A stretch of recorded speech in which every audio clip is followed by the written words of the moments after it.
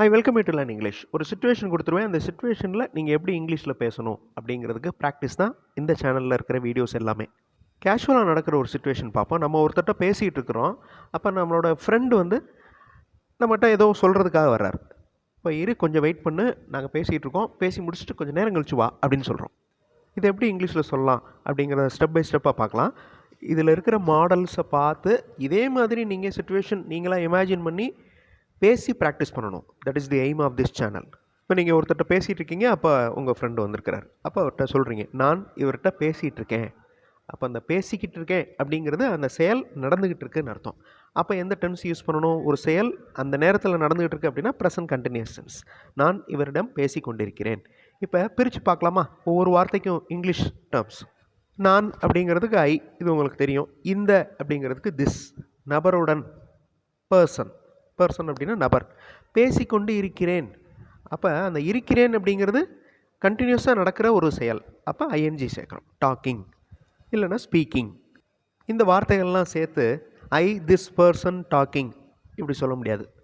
ஏன்னா கிராமட்டிக்கலாக இந்த சென்டென்ஸ் தப்பு. கேட்குறவங்களுக்கும் புரியாது. வீடியோ பாஸ் பண்ணிவிட்டு இந்த சென்டென்ஸ் எப்படி வரும் அப்படின்னு கொஞ்சம் திங்க் பண்ணி பாருங்கள். நீங்கள் நிறையா ரீட் பண்ணியிருப்பீங்க. கண்டிப்பாக உங்களுக்கு தெரிஞ்சிருக்கும் ஆன்சர். கரெக்டான அந்த சென்டென்ஸை ஃப்ரேம் பண்ணுறதுக்கு ட்ரை பண்ணுங்கள்.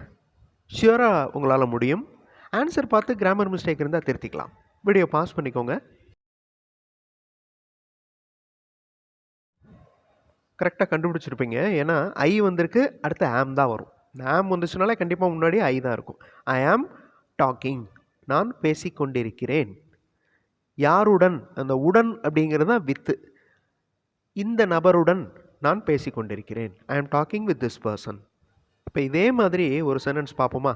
ஒரு எக்ஸாம்பிளுக்கு, நீங்கள் ஒரு மிஷினை ஆப்ரேட் பண்ணிகிட்ருக்கீங்க. அதை நீங்கள் சொல்கிறீங்க.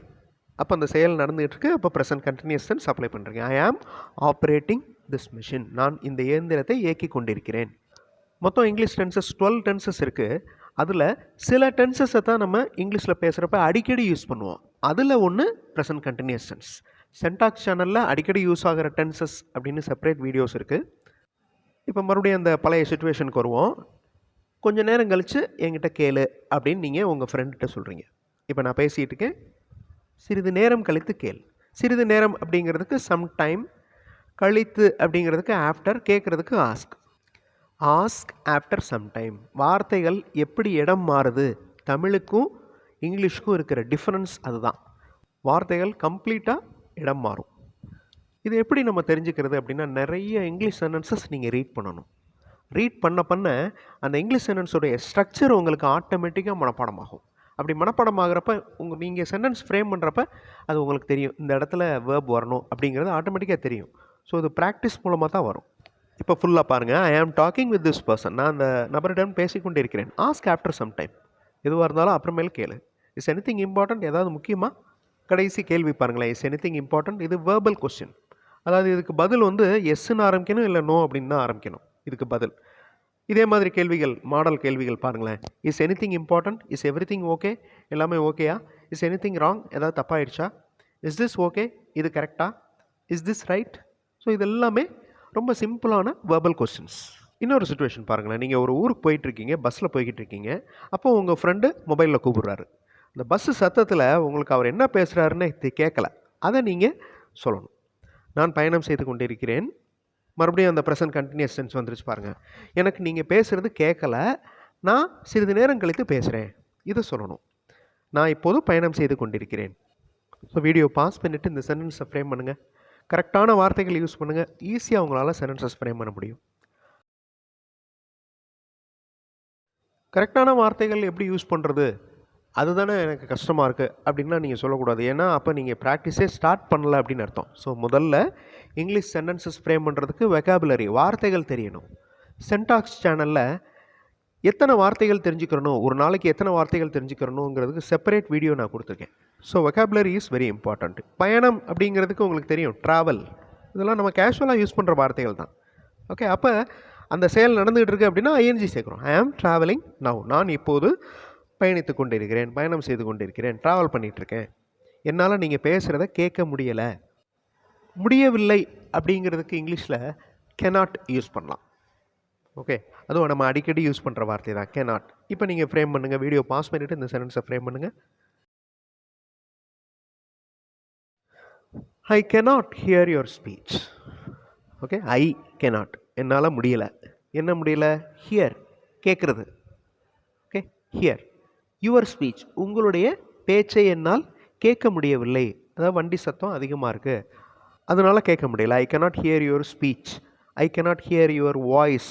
உங்கள் குரல் எனக்கு கேட்கவில்லை. ஐ cannot hear your voice. I cannot hear what you are speaking. நீங்கள் என்ன பேசிகிட்டு இருக்கீங்கிறது எனக்கு கேட்கல. ஐ cannot hear what you are speaking. இந்த சென்டென்ஸ் பாருங்களேன், இந்த வாட் அப்படிங்கிறது கொஸ்டின் வேர்டு, அதை இங்கே ஒரு கன்ஜங்ஷனாக நம்ம யூஸ் பண்ணியிருக்கோம். இதே எக்ஸசைஸ் அகெயின் சென்டாக்ஸ் சேனலில் நம்ம பண்ணியிருக்கிறோம். ஸோ எனக்கு கேட்கல அப்படிங்கிறத எத்தனை விதத்தில் சொல்லலாம், இன்னும் நிறைய டைப்பில் சொல்லலாம். இங்கு மிக இறைச்சலாக இருக்கிறது. நல்லா யோசிச்சு பாருங்கள், இந்த வார்த்தைகள் எல்லாத்துக்குமே உங்களுக்கு இங்கிலீஷ் டேர்ம்ஸ் தெரியும். வீடியோ பாஸ் பண்ணிவிட்டு ஃப்ரேம் பண்ணுங்கள் சென்டென்ஸை. ஹியர், இங்கு. இட் இஸ் வெரி நாய்ஸ், இறைச்சலாக இருக்கிறது. இந்த இஸ் அப்படிங்கிறது இருக்கிறது. It is very noise. Okay, சிறிது நேரம் கழித்து நான் உனக்கு கூப்பிடுகிறேன். கொஞ்சம் நேரம் கழித்து நான் உங்களுக்கு கால் பண்ணுறேன். இது எப்படி ஃப்ரேம் பண்ணுறது? சிறிது நேரம் கழித்து அப்படின்னாலே எதிர்காலம். அப்போ எதிர்காலம் அப்படின்னாலே என்ன அர்த்தம்? ஃப்யூச்சர் டென்ஸ்னு அர்த்தம். ஃப்யூச்சர் டென்ஸ் அப்படின்ன உடனே உங்களுக்கு என்ன ஞாபகத்துக்கு வரணும்? வில், ஷால், இந்த ரெண்டு வார்த்தைகளும் ஞாபகத்துக்கு வரணும். So I will call you after some time. நான் உங்களுக்கு சிறிது நேரம் கழித்து கூப்பிடுகிறேன். இன்னொரு ஒரு இன்ட்ரெஸ்டிங்கான சுச்சுவேஷன் பார்க்கலாம். ஒருத்தரை நம்ம பார்க்க போகிறோம் ஒரு ஆஃபீஸ்க்கு. அவர் பிஸியாக இருக்கிறார் வேலையில். அவரை இப்போ நம்ம பார்க்க முடியாது, நாளைக்கு அவரை பார்ப்போம் அப்படின்னு உங்கள் ஃப்ரெண்டுகிட்ட நீங்கள் சொல்கிறீங்க. இந்த தமிழ் வாக்கியம் எப்படி இருக்கும்? அவர் இப்போ பிஸியாக இருக்கிறாரு. இது எப்படி சொல்கிறது? வீடியோ பாஸ் பண்ணிவிட்டு யோசிங்க சென்டென்ஸை. இந்த சென்டென்ஸை பாருங்கள், ஹீ இஸ் பிஸி நவ். இதை நம்ம கேஷுவலாக யூஸ் பண்ணியிருப்போம். ஐ ஆம் பிஸி நவ். ஓகே, நான் இப்போ பிஸியாக இருக்கேன். ஹீ இஸ் பிஸி நவ், அவர் இப்போ பிஸியாக இருக்கிறாரு. ஓகே, இப்போ அவரை நம்ம சந்திக்க முடியாது. இப்போது அப்படிங்கிறதுக்கு என்ன இங்கிலீஷில்? சந்திக்கிறதுக்கு இங்கிலீஷில் என்ன? வீடியோ பாஸ் பண்ணிவிட்டு யோசிங்க. ஒவ்வொரு தடவை பாஸ் பண்ணிவிட்டு நீங்கள் சென்டென்ஸை சத்தமாக சொல்லி பார்க்கணும். நீங்கள் பேசுகிறது உங்களுக்கு கேட்கணும். That is very important. அப்போ தான் அந்த கான்ஃபிடென்ஸ் வரும். ஓகே, நீங்கள் மனசுக்குள்ளே இந்த சென்டென்ஸை ஃப்ரேம் பண்ணி இது கரெக்டாக அப்படின்னு செக் பண்ணிக்கலாம். பட் நீங்கள் சத்தமாக இங்கிலீஷில் ரீட் பண்ணுறத, பேசுகிறத நீங்கள் சத்தமாக நீங்கள் கேட்கணும். That is very important. We cannot meet him now. cannot அப்படின்னா முடியாது. We cannot meet him now. அவரை இப்போ நம்ம சந்திக்க முடியாது. இப்போ நெக்ஸ்ட்டு, நாளை அவரை பார்ப்போம். இப்போ நாளை அப்படின்னாலே ஃப்யூச்சர் டென்ஸ் வந்துடுது. இப்போ we will see him tomorrow. ஒரு சின்ன சுச்சுவேஷன் தான். இதை பேஸ் பண்ணி நம்ம நிறைய சென்டென்சஸ் நம்ம பார்த்தோம், டென்சஸும் அப்ளை பண்ணோம். இந்த மாதிரி சிச்சுவேஷன் பேஸ்டு வீடியோஸ் இந்த சேனலில் இருக்குது. இதே மாதிரி ப்ராக்டிஸ் பண்ணுங்கள். கண்டிப்பாக உங்களுடைய ஸ்போக்கன் இங்கிலீஷ் ஸ்கில் டெவலப் ஆகும். அடுத்த வீடியோவில் இன்னும் நிறைய இன்ட்ரெஸ்டிங்கான சிச்சுவேஷன்ஸோடு பார்க்கலாம்.